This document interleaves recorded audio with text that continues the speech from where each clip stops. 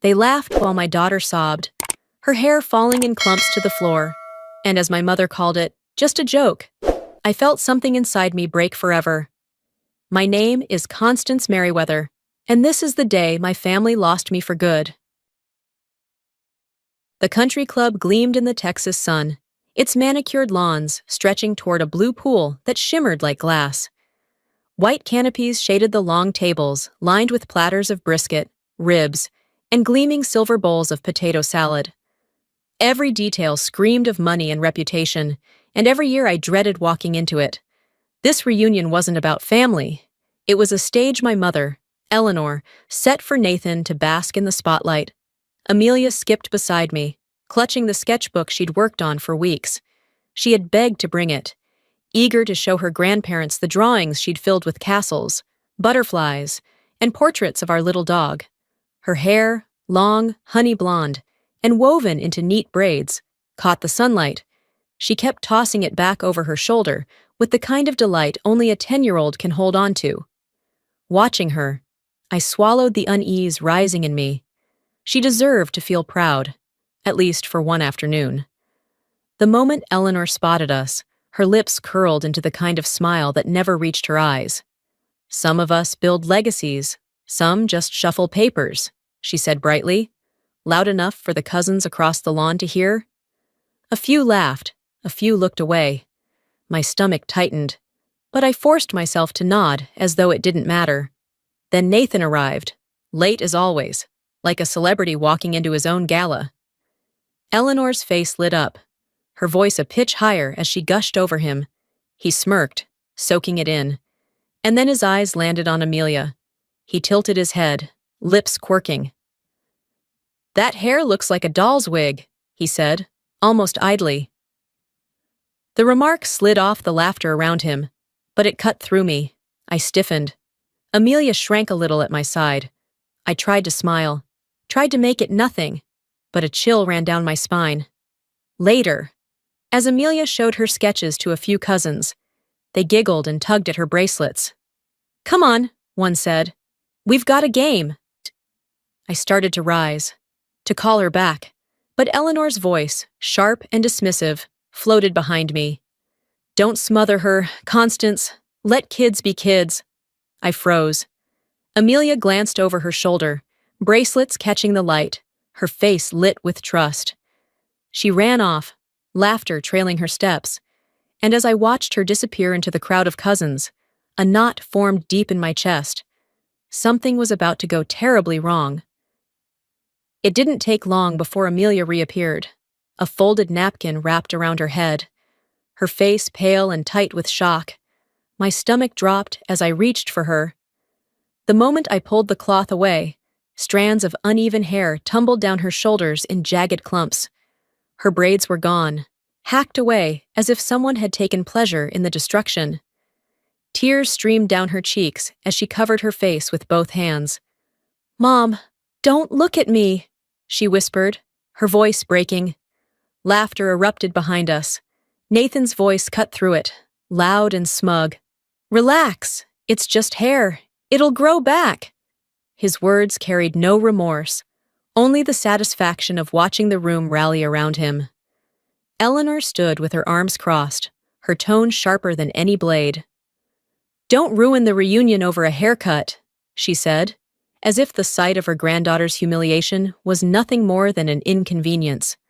A few cousins chuckled along, while others looked down at their plates, unwilling to meet my eyes. Silence from them felt almost as cruel as the laughter. The music from outside floated in through the open doors, cheerful and upbeat, clashing with Amelia's muffled sobs against my chest. I held her close, feeling her small body tremble, and for a moment it was as though I had stepped back in time, back into my own childhood, when cruelty was dismissed as playfulness, and my pain had been brushed aside.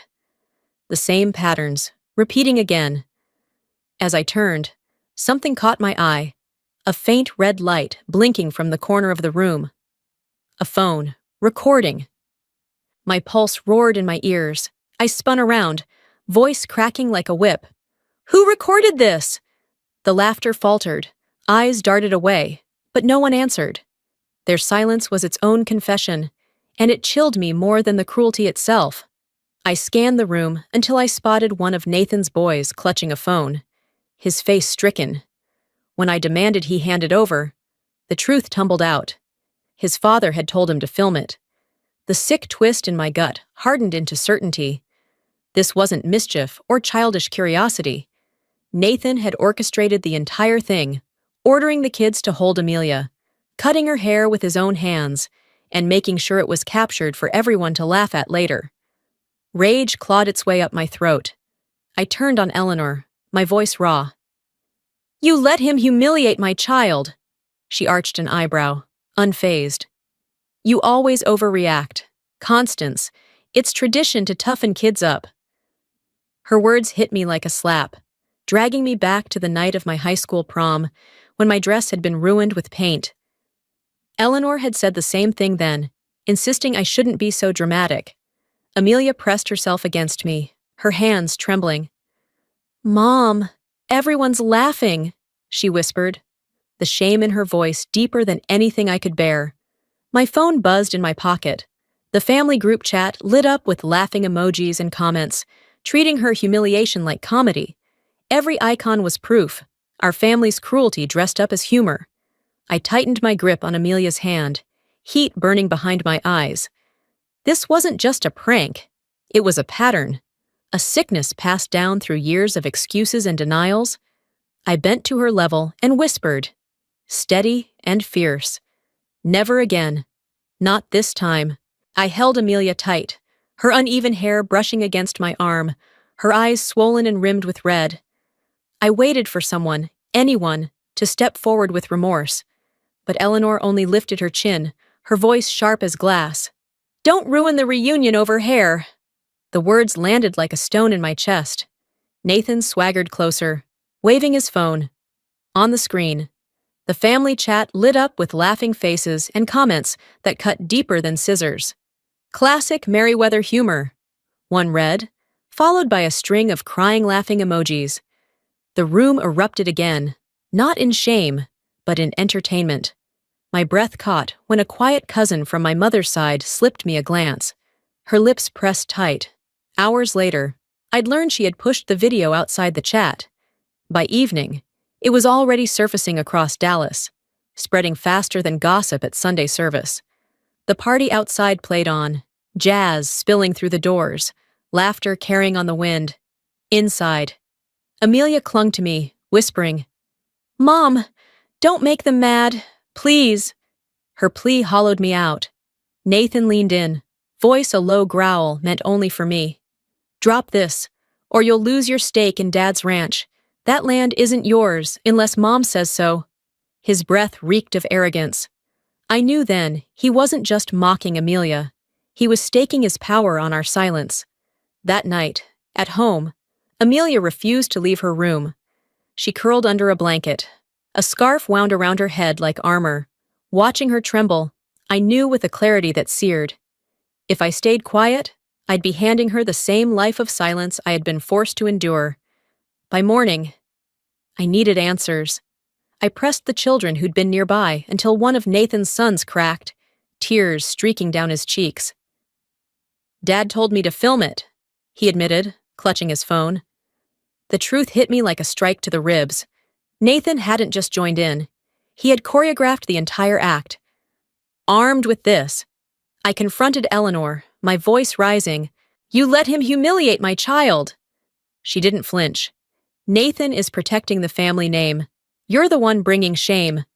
Her words dragged me backward through time, back to every moment in my youth when I'd been bullied, painted, mocked, and silenced with the same excuse: protect the family's face.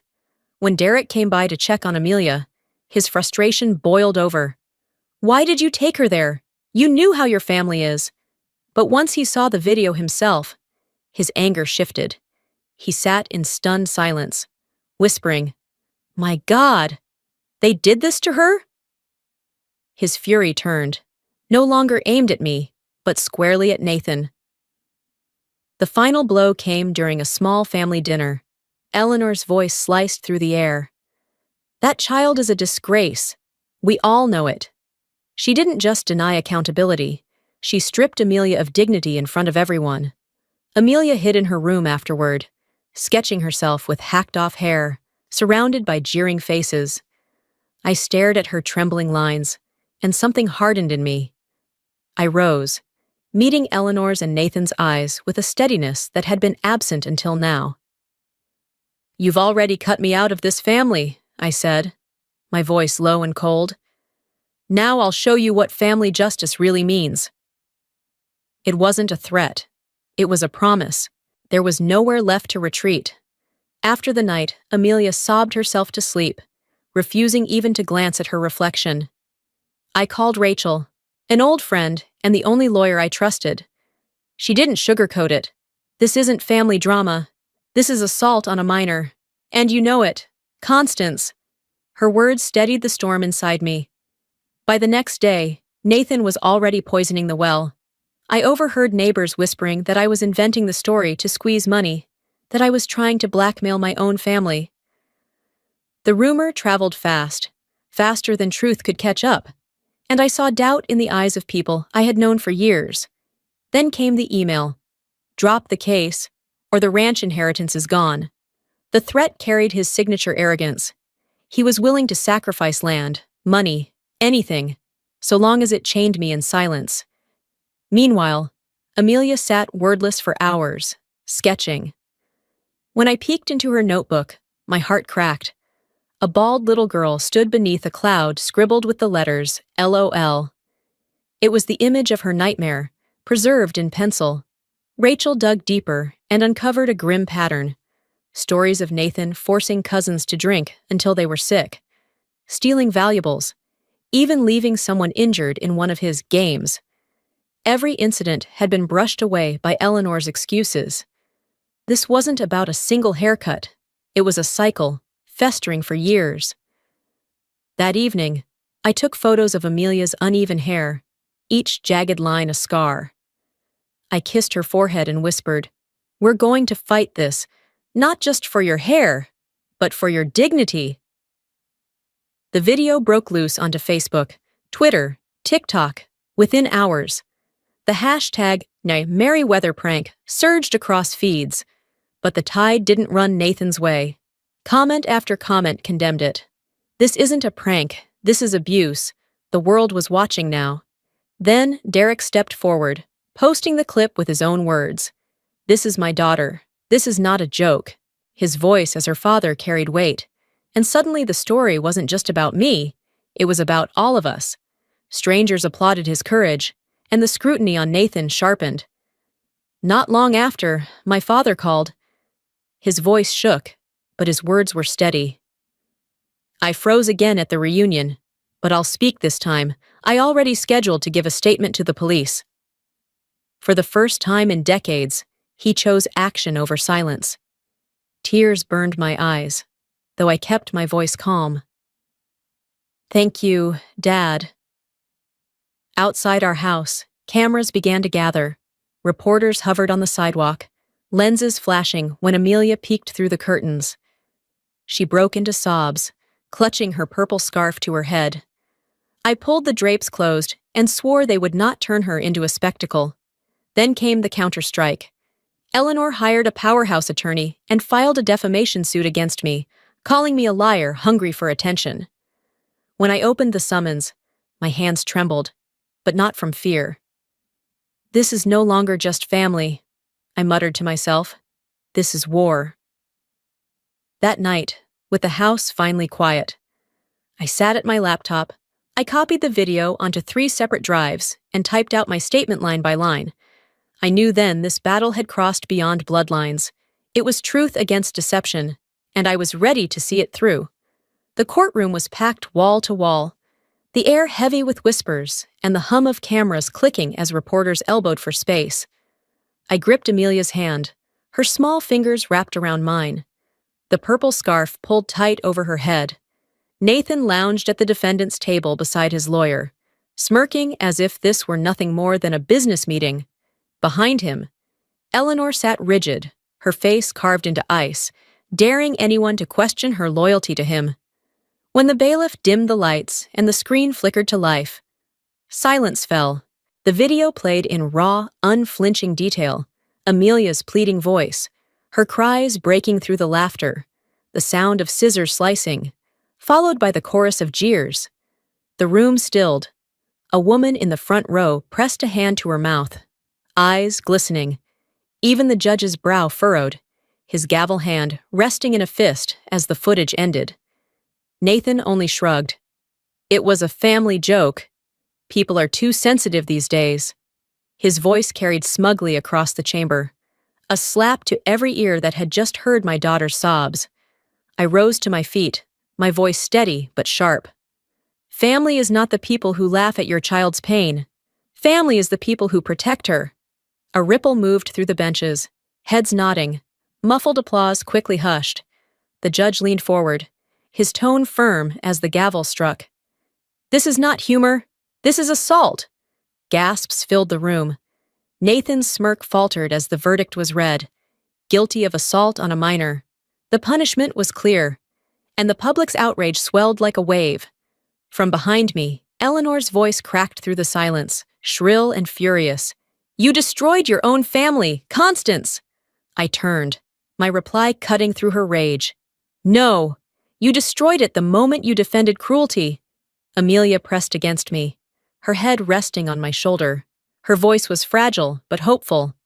Does this mean he can't touch me again? I kissed the crown of her scarf and whispered, Never again. The morning after the verdict, headlines blazed across every paper and screen. Dallas mother wins, justice for daughter. There we were, Amelia clinging to my side, her purple scarf slipping as I held her close, plastered on the front page of the Dallas Morning News. Neighbors waved the paper in my direction, some with tears in their eyes, others with the kind of nods that said, We finally see you. Nathan's empire unraveled within days. The real estate partners who had once toasted him at club dinners began withdrawing their contracts. The glossy image he had built crumbled, his name whispered now with disdain. Yet Eleanor doubled down, refusing to yield even an inch. She appeared on a local news broadcast, her lips tight, her tone sharp. My daughter exaggerated everything to ruin her brother, she declared. The clip ricocheted through town, and this time the public recoiled. People who once applauded her composure now condemned her cruelty. Then came the moment I never thought I'd live to hear. My father stepped before the cameras, his shoulders stooped but his voice steady. I was a coward all my life, Edward admitted, eyes glistening. I let cruelty pass as humor, but not anymore. My granddaughter deserves better. His words sliced through decades of silence, and for the first time, he was not hiding behind Eleanor's shadow. He stood for us. That night, in the quiet of our small kitchen, I opened Amelia's sketchbook and slipped in a single sheet of paper. Across it I had written, Family is not blood. Family is protection. And protection is an honor, not a burden. Amelia read it slowly, her eyes shining as if she had discovered treasure. She threw her arms around me, whispering into my neck, We have our own family now, Mom. And in that moment, I believed her. The morning Amelia returned to school. Her hands trembled as she adjusted the purple scarf around her head. Each step toward the building seemed heavier than the last. But then, Sophia appeared at the curb, her hair freshly cut short to match Amelia's. She grinned, unbothered and proud. Now we match, she said, for the first time in weeks. Amelia's lips curved into a laugh that reached her eyes. Inside the classroom, the air buzzed with chatter until Amelia's teacher announced the student presentations.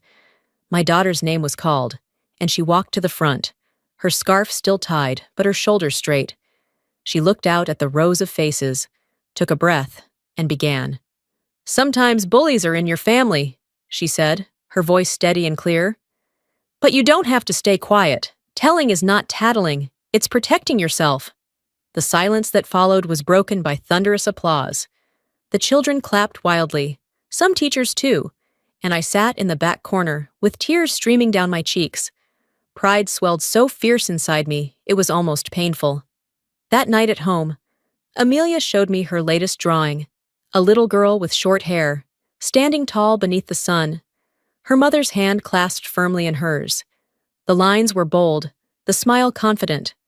I taped the sketch to the kitchen wall, a permanent reminder of her strength and our survival. When we stepped out of the school gates the next afternoon, the wind tugged at Amelia's scarf until it slipped free. She didn't reach for it. She lifted her chin, letting her cropped hair glisten in the sunlight, no longer a mark of shame, but a crown of resilience. I squeezed her hand, a smile breaking through my tears. We already won, and in the quiet of my own heart, the truth settled like a vow. Revenge was never about destroying them. It was about making sure my daughter could rise stronger. And she did.